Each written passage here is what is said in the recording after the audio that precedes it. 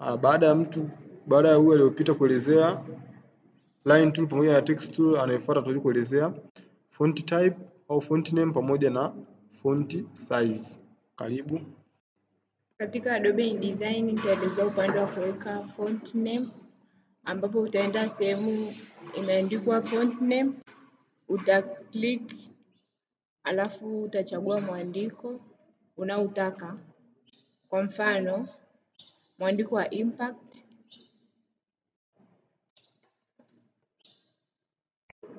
alafu utaklik moja kwa moja, text yako itakuwa na mwandiko uliouchagua kama hivyo inavyoonekana hapo.